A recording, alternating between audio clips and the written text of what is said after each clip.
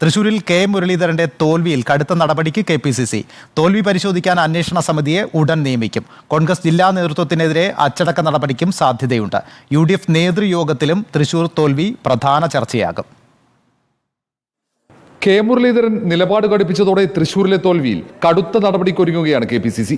തോൽവി പഠിക്കാൻ മുതിർന്ന നേതാക്കളെ ഉൾപ്പെടുത്തി സമിതിയെ നിയമിക്കും. ഹൈക്കമാൻഡ് പ്രതിനിധികളുമായി കൂടിയാലോചിച്ചതിന് ശേഷമാകും തീരുമാനം. കോൺഗ്രസ് സ്വാധീന മേഖലകളിലെ വോട്ട് ചോർച്ചയാണ് പ്രധാനമായും പരിശോധിക്കുക. അട്ടിമറി സാധ്യതയും വിശദമായി അന്വേഷിക്കും. മുൻ MP TN പ്രതാപൻ, ജില്ലാ കോൺഗ്രസ് അധ്യക്ഷൻ ജോസ് കെ വള്ളൂർ എന്നിവർക്കെതിരെ ആരോപണങ്ങൾ ഉയരുന്നുണ്ട്.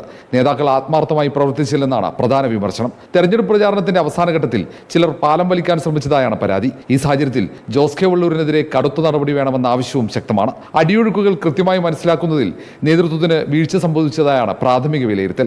ആവശ്യത്തിന് പോസ്റ്ററുകളും ബോർഡുകളും സ്ഥാപിച്ചില്ലെന്നും ആക്ഷേപമുണ്ട്. തൃശൂർ തോൽവി പാർട്ടിക്കൊപ്പം മുന്നണിയും വിശദമായി പരിശോധിക്കും. 12-ന് ചേർന്ന UDF നേതൃയോഗത്തിലെ പ്രധാന ചർച്ചയും തൃശൂരിലെ തോൽവിയെക്കുറിച്ചാകും. അതിനിടയിൽ കെ മുരളീധരനെ അനുനയിപ്പിക്കാനുള്ള ശ്രമത്തിലാണ് കോൺഗ്രസ് നേതൃത്വം. Reporter R. Roshipal, in reporter, Thiruvananthapuram.